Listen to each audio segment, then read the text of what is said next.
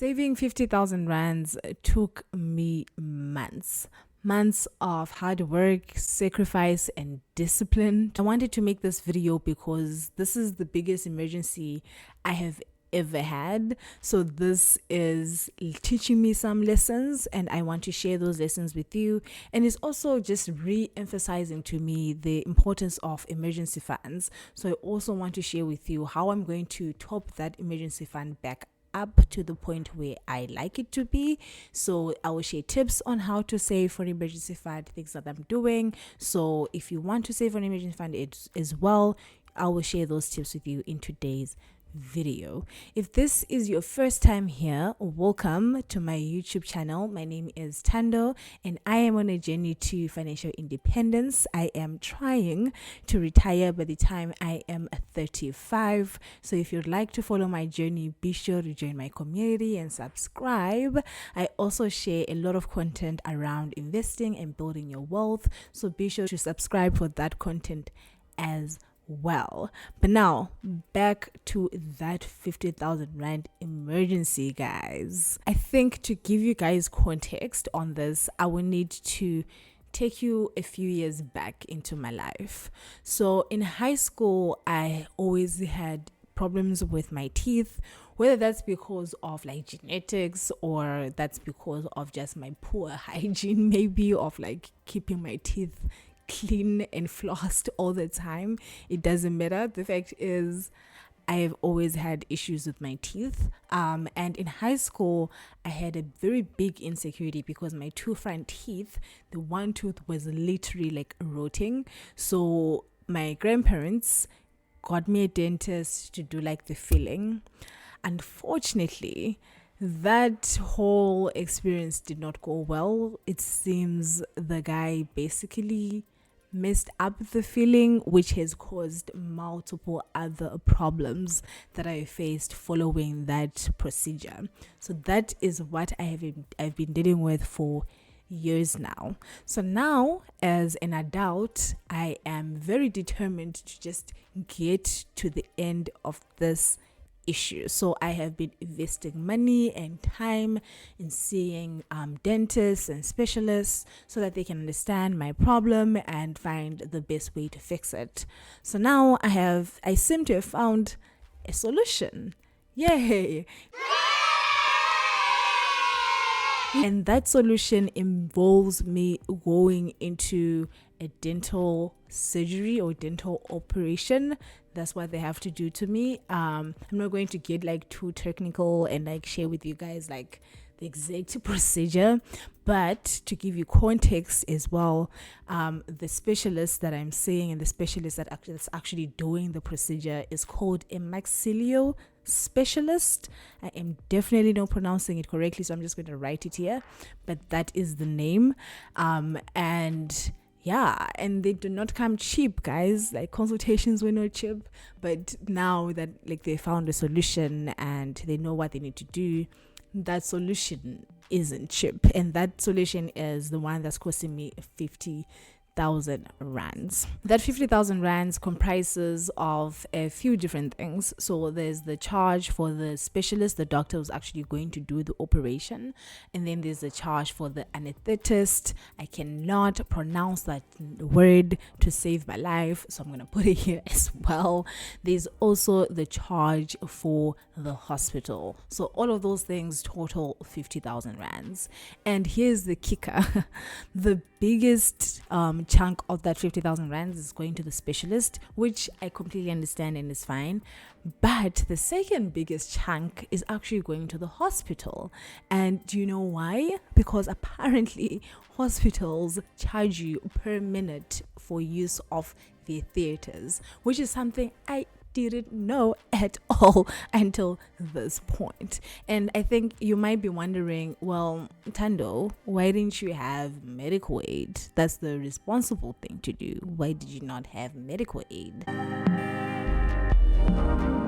I've had medical aid for probably the majority of my working career, but as the universe would have it, or coincidence, or timing, whatever you want to call it, when I left my previous employer, I had medical aid. And when I left, I decided, you know what, I'm just going to not continue with the same medical aid and just move on into this company because I get like dread disease cover. And the thinking here was that I am going to Bali next year. So obviously when you're watching this video in February, you guys already know that I am in Bali, right? So I was like, well, I'm moving to Bali next year and I am getting a whole new medical aid that will allow me to access medical care overseas, right? So I don't necessarily need a South African one, and I'm only here for the next like 3 months. That was my thought process, because I didn't realize that I would have to have this operation soon, right? And at that point, I didn't even realize I would have to have an operation at all when I made that decision. So like, no, it's fine. I mean, I'm really healthy anyway. And another point I want to bring up on medical aid is because like, just because you have medical aid doesn't mean you're covered for everything. I'm pretty sure with the medical aid that I had previously, before I switched employers, I wouldn't have been covered for a maxillofacial specialist or for this operation, because it's a very specific thing. And because maybe I've also had this problem for years now, they might have used that against me.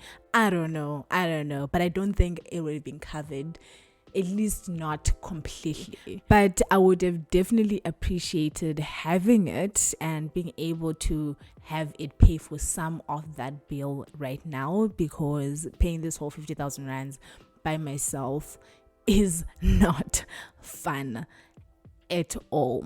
But the good thing is, again, even though I hate the fact that I have to spend this 50,000 rands, it is a necessity. It has to do with my health, which is very important to me. And this literally just meets all of my criteria for what would constitute an emergency for me. So I have decided that I'm going to pay for it using my emergency fund. This is what it's there for. I might not like using it for that, but that is literally why I saved up that money, so that when things like this happen to me, I can just use that money. So 50,000 rands is going to be deducted from my emergency fund, and that is a significant chunk, because that money took me forever to save up. I still want to get my emergency fund back up to the point where I have 1 year worth of living expenses. So my total emergency fund is 1 year of living expenses. Well, not after I spend the 50,000 rands, but that is the total that I aim for when it comes to my emergency fund. So I'm going to need to top it up to get back to that point. So how do you save up for emergency fund, or how do you top it up after an emergency? I want to share with you some of the tips and things that I'll be doing to top up my emergency fund, and some of the things that you can do also to build up an emergency fund from scratch if you don't already have one, or if you are trying to recover from an emergency that took some money outside of that savings that you had. So I think one of the first things you need to do is decide how much you actually want to save. That's why we have like those guidelines to say, oh, if you want to save for an emergency fund, then maybe try and save for minimum 3 months worth of living expenses. What that does, it literally gives you a figure to aim for. So now you're not just like saving for something you don't necessarily know when to stop saving. So you want to have a target of how much you want to save. So for me, it's going to be, I want to save 50,000 rands. I might end up saving slightly more than that, and that's because I'm trying to make an allowance for inflation. As you guys know, every single year prices go up. We saw like the prices of fuel go up, and that has like ripple effects on the price of food, the price of rent, the price of so many things, right? So I want to maybe put a little bit extra on top of that 50,000 rands, just to give it a little bit of a boost and help it keep up with inflation, although it should keep up with inflation with the savings account that I have it in, right? But that's the first thing you need to do, is have a target of how much you want to save.